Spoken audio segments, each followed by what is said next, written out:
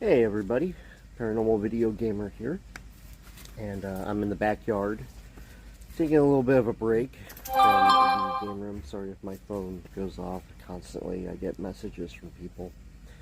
Um, so as I'm taking a break, last night something kind of happened on YouTube.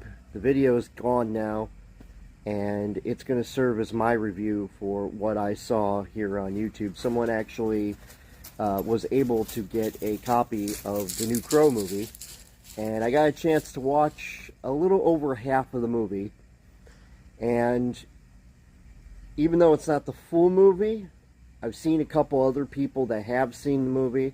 I was planning on going to see it maybe next weekend when I got a second, but I mean, I took the opportunity. I saw that someone had posted it, and I thought, okay, well, that's kind of interesting. And I watched it. And,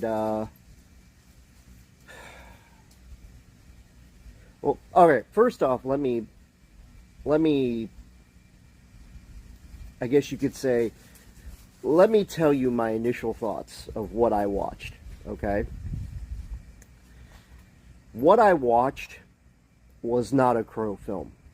Okay, I want to make that perfectly clear. It was not a Crow film. It had story elements of Crow in it, like certain elements of the comic, but the characters themselves felt very flat. Almost like there was no chemistry between the two characters played by Bill Skarsgård and I can't even remember the other girl's name. She's a terrible actress. Just absolutely god awful. I don't even know how the hell she got this part. I'm struggling to come up with words from what I saw, because I'm sorry, you could have some of the greatest talent in the world and still be talentless. And she has no talent and has no even closeness to have any kind of talent. And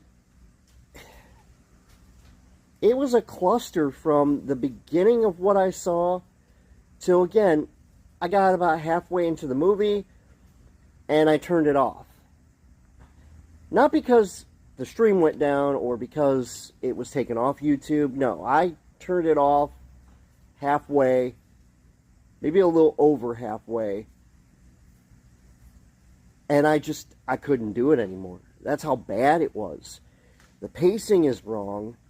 It felt like, if you've watched a really bad movie, like a B movie before, it felt like a B movie. It literally felt like I was watching a film from 30 years ago that had no budget, had bad special effects, had bad casting, had bad story progression, had bad everything, and had no budget again. That's what I kind of felt like the film was. And again, I didn't watch the whole thing because I just couldn't stomach it anymore. What they gave us, and I'm going to be completely honest, what they gave us is not a Crow film. It is not a Crow film. Again, it has parts of it that are Crow, things are inspired by Crow, but not a film at all. And I'm disappointed, because we have waited a long time for a Crow film to come out and to be served this atrocity, this garbage that they put in the theaters. Or from what I understood, they decided to put it in the theater. I know a lot of people got early access to it, so I don't know if it's actually officially in the theaters, but I was planning on going to see it like a couple days, maybe a week after it came out in the theater, so it's bad. If I had to give it a star rating, and out of 10 stars being the highest tier, it doesn't even get a star. It's that bad. It doesn't feel like a film. It feels like a high school project done by a bunch of high school students that have no concept of what a film is supposed to be, and that's entertaining from beginning to end. Now again, I didn't see the end. I stopped in the beginning because the pacing is just so snail pace. I mean, it feels like they're going. All right, to continue my review of the Crow film, my camera suddenly just stopped working, but the film is basically a snail pace from the beginning of where I saw all the way to where the ending of what I saw. And I'm not going to spoil it, but if I were you, I would stay far away from this movie. Do not go see it in theaters. Boycott it if you have to. It is so dry and so disturbingly unsettling to the legacy of what The Crow has been that I don't think in my lifetime we are ever going to see a Crow film. It is that bad. They spent, I think it was like $50 million on this thing. And I won't be surprised if it gets less than $2 million in theaters and maybe about another 10 in video sales. Because it is that bad. Like, holy crap, guys. It is absolutely atrocious. It wouldn't be so bad if they actually kept to a basic understanding of the story. But they didn't even do that. They put these, and you know, I'm a paranormal person. I do paranormal research as a hobby. And they put these little things in there paranormal based. And again, I'm not going to spoil what happens or how the story goes on, but even that stuff is just, it's sad. Like, it is very, very sad that they would put that into a film and not do any research on what actually transpires. And by the way, they didn't, because if they have ever done paranormal research, they know certain things have happened in history and other things haven't. A lot of the stuff that you're going to see in this film is stuff that is so far-fetched paranormal-wise. It is ridiculous. And I'm blown away that after 20 some odd years, they give us a film that they claim is not a reimagining of the first film. But I'm going to tell you right now, it's not even a reimagining. It's not even a regurgitated film of the first film. And again, I am a fan of The Crow. I loved almost every movie except for Wicked Prayer. That's the only movie, not because of Edward Furlong, which I thought his performance was just flat. I thought the story sucked, and I thought the characters were just god-awful. But Vincent Perez and Eric Mabius at least had talent. They at least had talent. Bill Skarsgård has talent. He could have made a fantastic Crow if they had actually done something halfway decent with his makeup.